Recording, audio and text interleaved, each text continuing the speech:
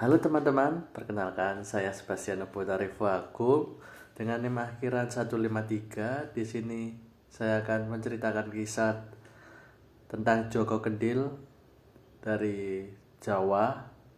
Nah, bermula saat sebuah kerajaan yang makmur dan sejahtera tinggallah janda yang hidup sebatang kara, yaitu Mbok Rondo.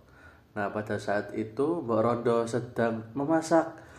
Tiba-tiba di depan rumahnya ada yang mengetuk pintu.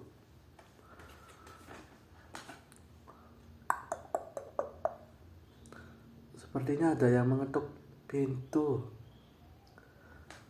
Mbok Rondo pun ke depan pintu. Sampainya di depan, "Ya, siapa ya?" "Permisi, Bu. Bolehkah aku meminta sedikit makanan?" "Siapa kamu, Nak? Siapa kamu, Nak?" Saya sendirian, Bu. Perut saya lapar." "Kamu belum makan?" "Belum, Bu." "Aduh, kasihan sekali kamu. Masuklah, kebetulan saya sedang memasak." "Ya, Bu, terima kasih." Mereka pun berdua masuk ke dalam rumah Mbok Rondo. Sampainya di dalam, mereka mengobrol bersama. "Nama kamu siapa, Nak? Mengapa kamu sendirian, Nak? Kamu loh masih kecil kok sendirian." "Sebenarnya aku tidak punya nama, Bu. Tapi orang-orang memanggilku Joko Kendil." "Rumahmu di mana? Kamu punya keluarga kan?" "Aku selama ini mengembara, tidak punya rumah, Bu." "Lalu bagaimana caramu bisa makan? Kamu kan belum bisa bekerja." "Aku meminta makanan dari belas kasih dari orang lain. Kasihan sekali kamu. Tinggallah di sini. Aku akan menganggapmu sebagai anakku sendiri." "Benar?" Joko pun menjawab, "Benarkah? Terima kasih, Bu. Aku pasti membantu Ibu bekerja." Nah, setelah Joko Kendil dan Mbok Rondo ini menjadi keluarga ibu dan anak, Joko Kendil kini sering membantu Mbok Rondo untuk memanen ladang, yaitu tumbuhan atau sayuran kubis. Dan mereka pun di ladang. "Wah, panen kubis sekarang ini bagus, Bu. Mudah-mudahan dapat uang yang banyak dari jual kubis ini." "Amin, Nak. Semoga doa ini dan doa kita terkabul." Waktu terus berlalu. Joko Kendil pun kini sudah menjadi seorang yang sedikit dewasa, dan masa pertumbuhan itu akan seiring berjalannya waktu. Dan Joko Kendil ini memiliki sebuah permintaan. "Bu, aku ada permintaan. Aku ingin menikah dengan salah satu putri kerajaan." "Apa, Joko? Menikah bersama dengan putri kerajaan?" "Iya, Bu. Aku tidak minta lagi. Ini permintaanku terakhir kalinya. Apakah kamu tidak pernah lihat keadaan sekarang kita ini Joko, kita ini sudah susah. Apa kalau kamu sudah membulatkan tekadmu, apa kamu sudah siap untuk menerima jawaban dari kerajaan? Ya Bu, aku siap. Keesokan harinya setelah mereka berbincang-bincang atau menyetujui dan menetapkan hari, mereka pun berdua pergi ke kerajaan untuk menemui sang raja.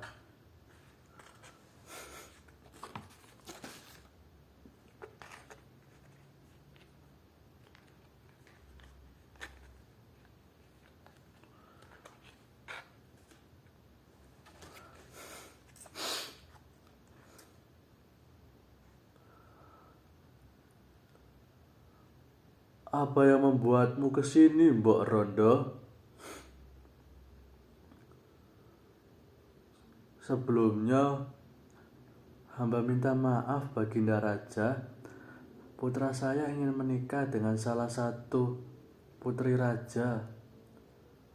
Wah, benarkah? Tapi keputusan ini tidak aku putuskan dengan caraku sendiri. Ini hanya putri-putriku saja yang bisa memutuskan untuk menikah dengan anakmu, Mbok Rondo. Raja memiliki 3 putri, yaitu Putri Katil, Putri Melati, Putri Mawar. Mereka memiliki jarak usia yang tidak jauh.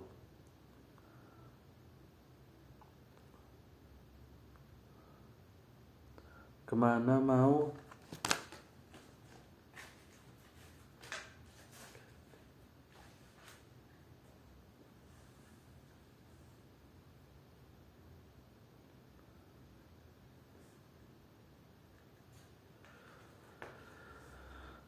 Putri Katil, Putri Mawar, dan Putri Melati.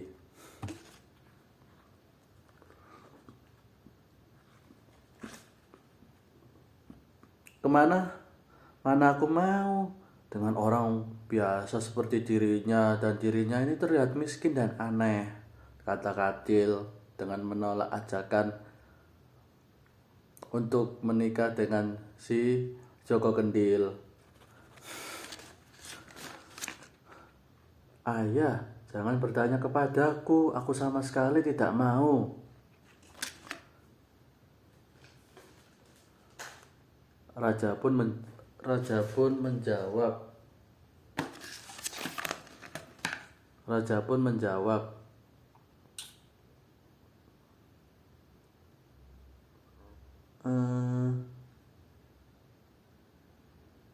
Kedua putriku sudah menolak. Kini tinggallah seorang saja, yaitu Putri Melati. Putri Melati pun menjawab, kelihatannya dia baik ayah, aku ingin menikah dengannya, jawab Melati, dan dia menerima permintaan pinangan si Joko Kendil ini.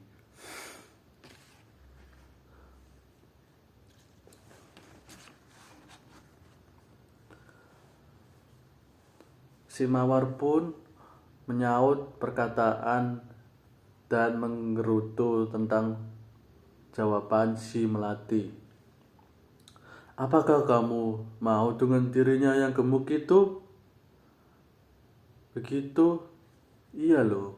Iya, ya itu sudah jelek dan aneh. Apakah kamu mau, Melati? Melati pun tidak menjawab dan hanya membulatkan jawabannya.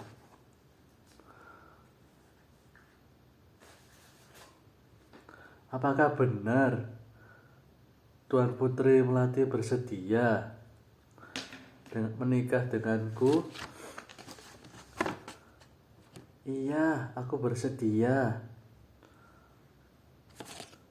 Raja pun menjawab, sungguh mengagetkan.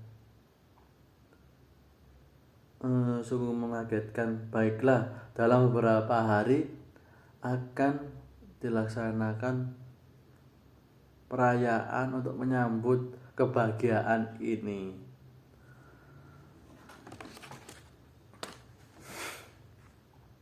Terima kasih Baginda Raja.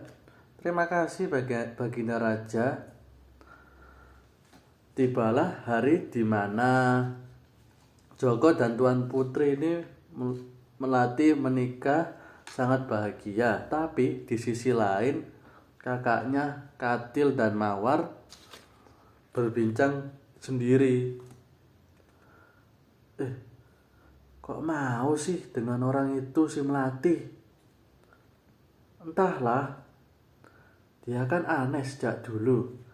Lambat laut di pernikahan mereka berdua,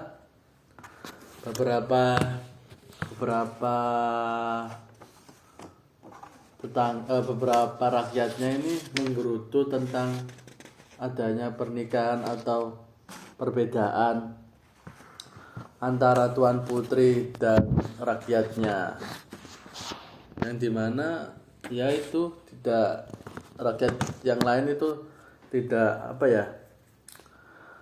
tidak setuju tentang hasil dari nikahan tersebut. Nah, mereka Joko dan istrinya itu mengajak dirinya keluar untuk tidak mendengarkan ocehan dari di dalam nikahan tersebut, dan mereka pun berdua keluar. Istriku, jujurlah, kenapa kamu menyetujui pinanganku saat itu? Melati pun menjawab, mungkin kamu tidak tahu suamiku. Aku diam-diam melihat suasana di pinggir dan di luar kerajaan. Aku sering melihatmu membantu ibumu di ladang. Aku tahu kamu orang baik yang bekerja keras. Terima kasih istriku. Joko pun menyaut begitu. Tidak, akulah yang berterima kasih mendapatkan suami yang baik. Pada suatu hari, kerajaan melaksanakan sebuah perayaan yang dihadiri oleh beberapa orang yang tampan dan gagah dari seluruh dataran Jawa. Di suatu sudut, tiga Tuan Putri ini melihat acara itu, dan Melati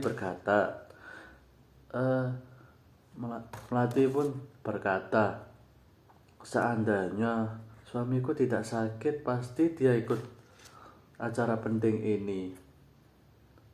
Katil pun menjawab, lihatlah dialah yang menunggangi kuda itu, gagah dan tampan. Berbeda dengan suamimu, Melati, yang jatuh sakit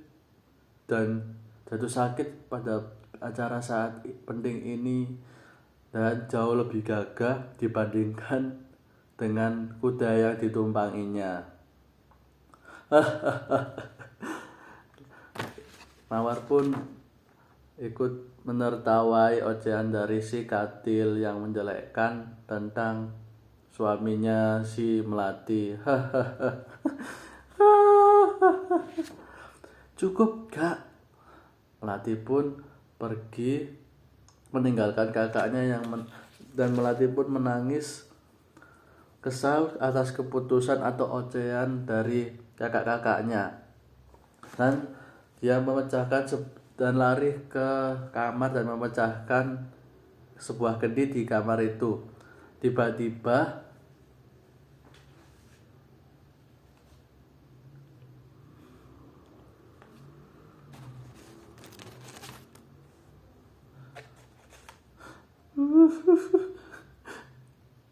kenapa mereka berdua seperti itu kepada suamiku? Apakah ada yang salah dengannya?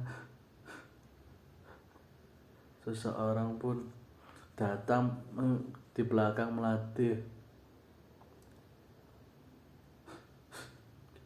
tidak salah kok. Loh, kamu siapa? Kamu kan tadi yang ada di acara ini. Jangan macam-macam ya. Aku akan teriak jika kamu melangkah ke arahku. Apakah kamu lupa dengan suaraku, istriku? Hah? Apakah itu kamu, suamiku? Bagaimana mungkin kamu jadi seperti ini?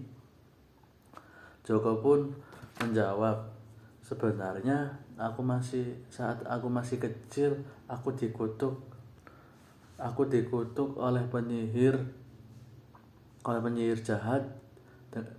Untuk menghilangkan kutukan itu, aku harus menemukan seseorang yang mau menerimaku sebagai anaknya dan seseorang putri kerajaan yang mau mencintaiku dan memecahkan kendi yang aku selalu kubawa tanpa menyuruhnya.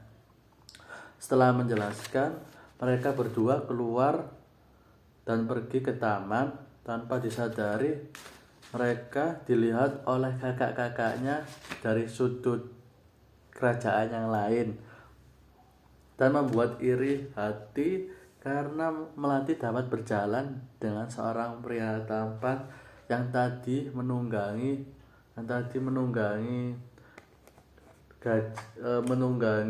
kuda. Setelah acara selesai, berganti hari di mana Joko dan Melati akan mengunjungi ibu Joko, yaitu Mbak Rondo. Nah, dia dan bersama istrinya ini menginginkan Mbak Rondo untuk tinggal di kerajaan.